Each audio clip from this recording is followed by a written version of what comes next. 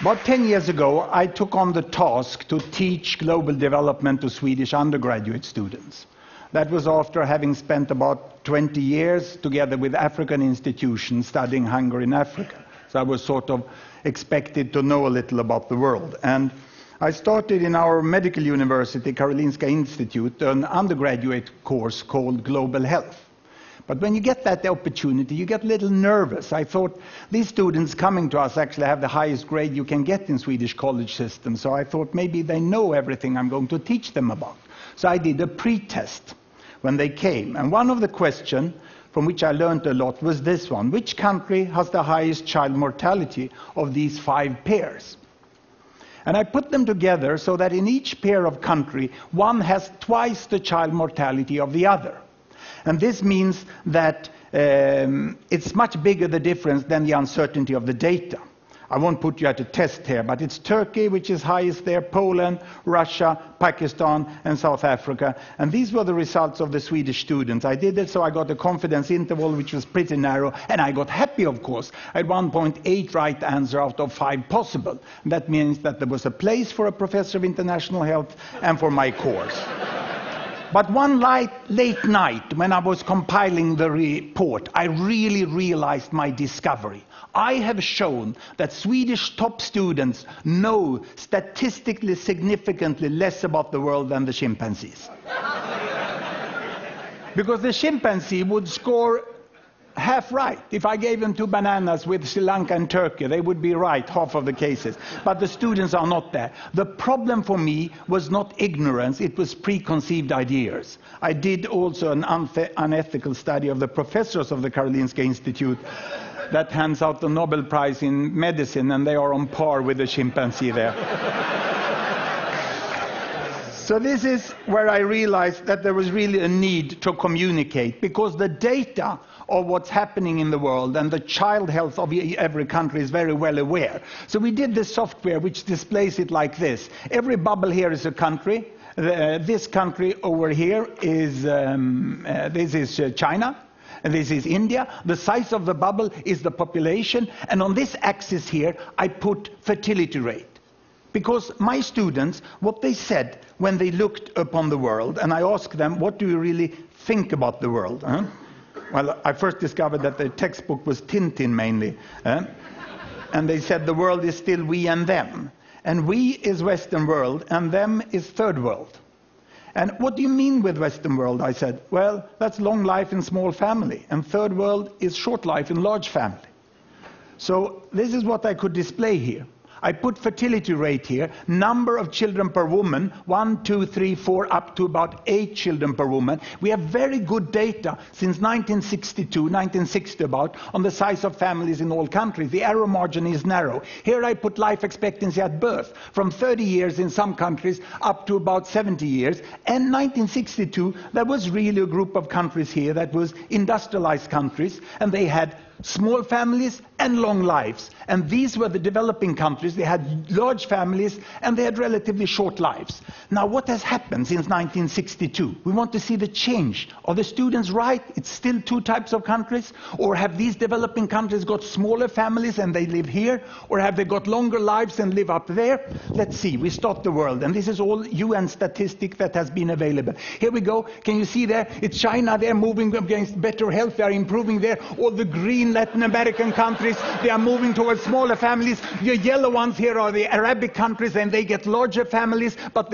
longer lives, but not larger families. The Africans are the green down here. They still remain here. This is India. Indonesia is moving on pretty fast. And in the 80s here, you have Bangladesh still among the African countries there. But now Bangladesh, it's a miracle that happens in the 80s. The imams start to promote family planning, and they move up into that corner. And in 90s, we have the terrible HIV epidemic that takes down the life expectancy of the African countries, and all the rest of the world moves up into the corner where we have long lives and small family, and we have a completely new world.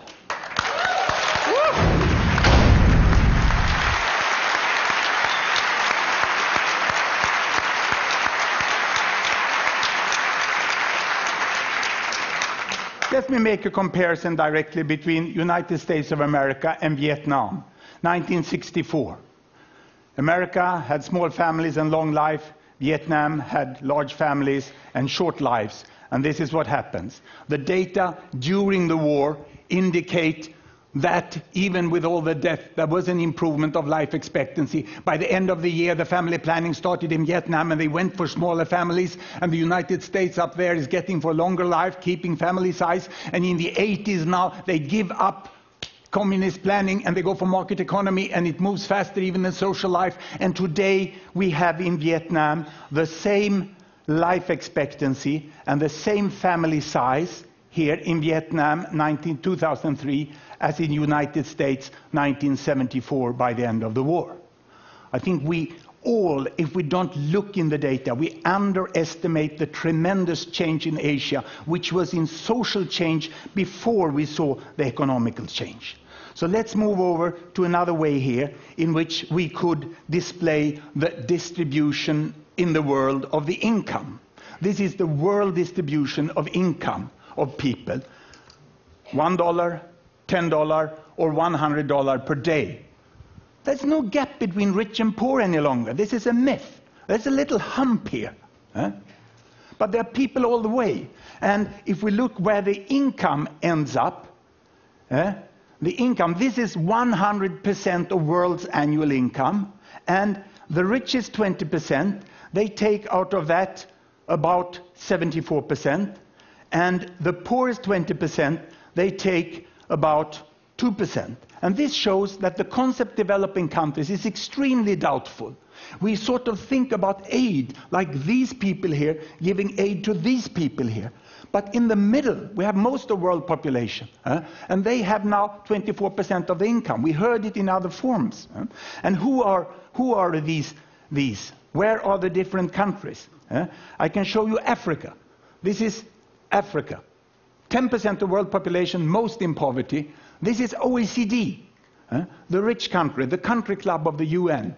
And they are over here on this side, and quite an overlap between Africa and OECD. And this is Latin America. It has everything on this earth, from the poorest to the richest in Latin America. And on top of that, we can put East Europe, we can put East Asia, and we put South Asia. And how did it look like if we go back in time to about 1970? Then there was more of a hump. And we have most who lived in absolute poverty were Asians. The problem in the world was the poverty in Asia. And if I now let the world move forward, you will see that while population increase, there are hundreds of millions in Asia getting out of poverty, and some others get into poverty. And this is the pattern we have today. And the best projection from the World Bank is that this will happen.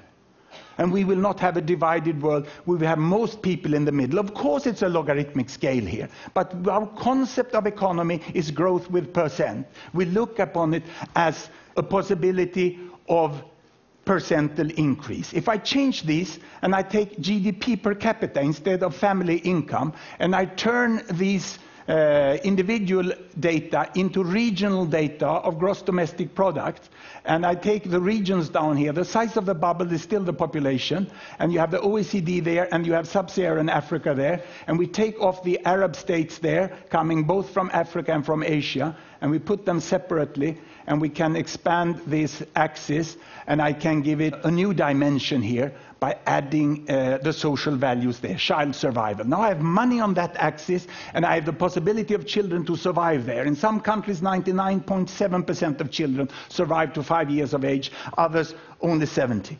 And here it seems that there is a gap between OECD, Latin America, East Europe, East Asia, Arab states, South Asia, and Sub-Saharan Africa. The linearity is very strong between child survival and money. But let me split Sub-Saharan Africa. Health is there, and better health is up there.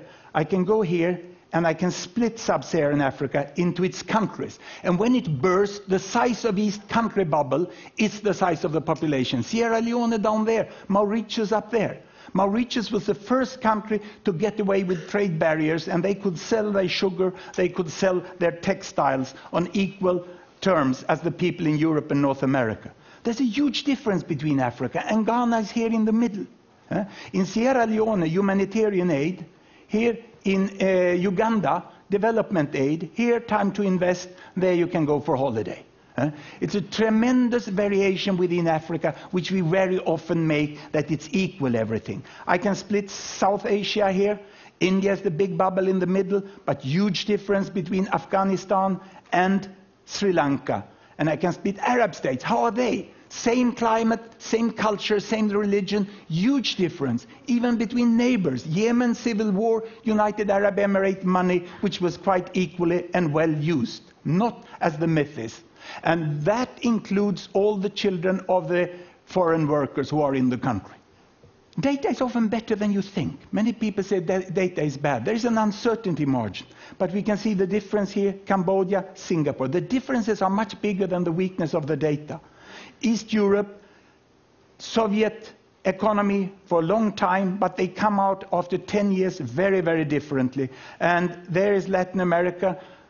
Today we don't have to go to Cuba to find a healthy country in Latin America. Chile will have a lower child mortality than Cuba within some few years from now.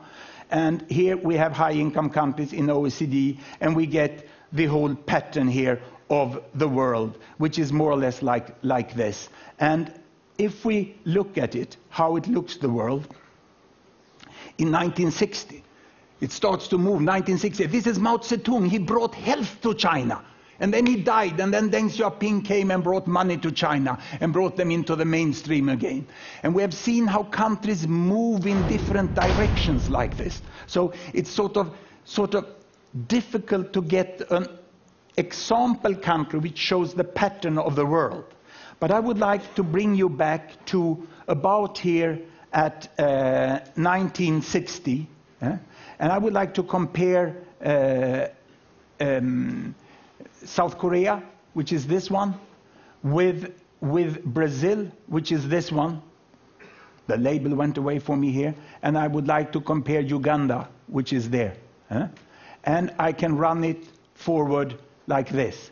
And you can see how South Korea is making a very, very fast advancement, whereas Brazil is much slower. And if we move back again here, and we put on trails on them like this, you can see again that the speed of development is very, very different.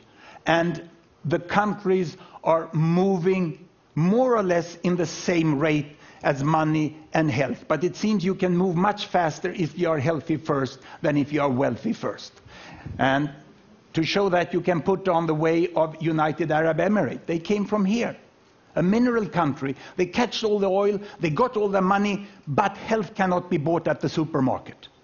You have to invest in health. You have to get kids into schooling. You have to train health staff. You have to educate the population. And Sheikh Zayed did that in a fairly good way. And in spite of falling oil prices, he brought this country up here. So we got a much more mainstream appearance of the world, where all countries tend to use their money better than they used in the past.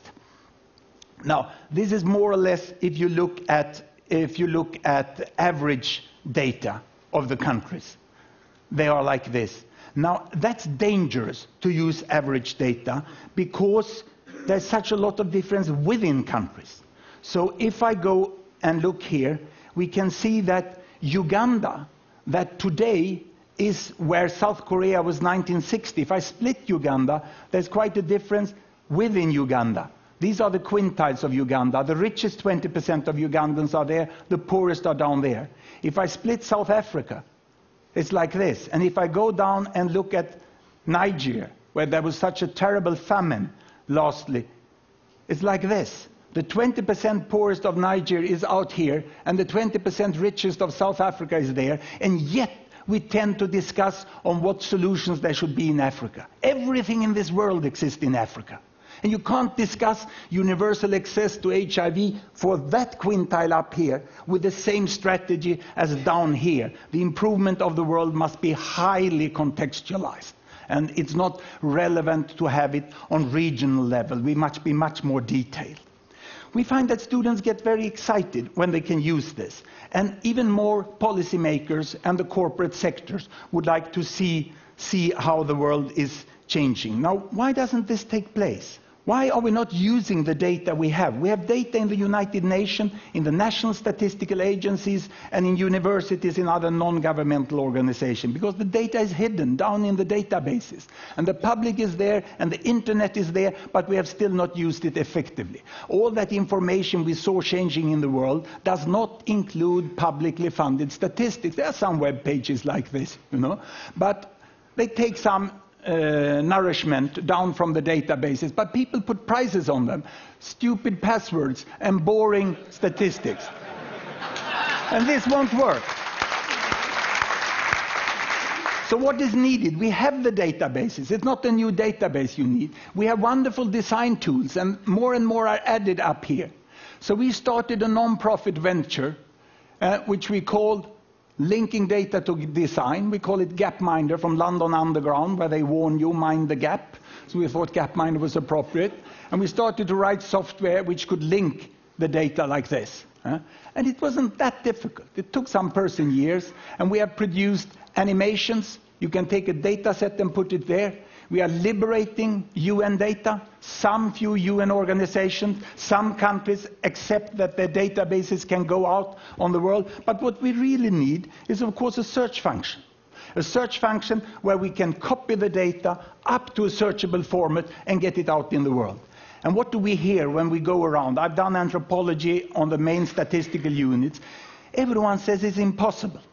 This can't be done. Our information is so peculiar and detailed, so that cannot be searched as other can be searched. We cannot give the data free to the students, free to the entrepreneurs of the world.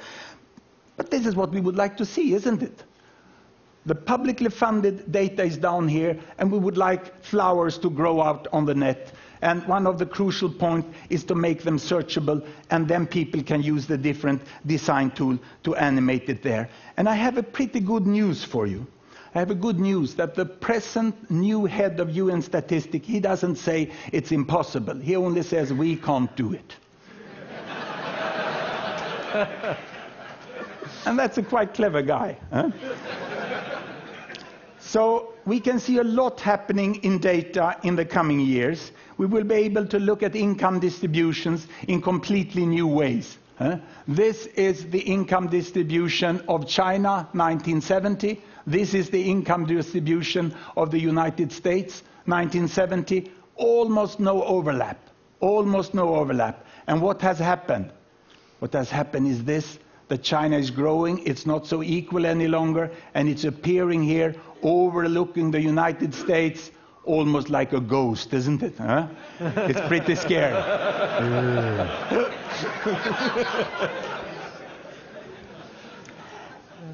But I think it's very important to have all this information. We need really to see it. And instead of looking at this, I would like to end up by showing the internet users per 1,000. In this software, we access about 500 variables from all the countries quite easily. It takes some time to change for this. But on the axes, you can quite easily get any variable you would like to have. And the thing would be to get up the databases free, to get them searchable, and with a second click to get them into the graphic formats where you can instantly understand them. Now the statisticians doesn't like it because they say that this will not show the reality. We have to have statistical analytical methods. But this is hypothesis generating. I end now with a world where the internet are coming, the number of internet users are going up like this. This is the GDP per capita, and it's a new technology coming in, but amazingly how well it fits to the economy of the countries. That's why the $100 computer will be so important. But it's a nice tendency. It is as if the world is flattening off, isn't it? These countries are lifting more than the economy. And it will be very interesting to follow this over the year, as I would like you to be able to do with all the publicly funded data. Thank you very much.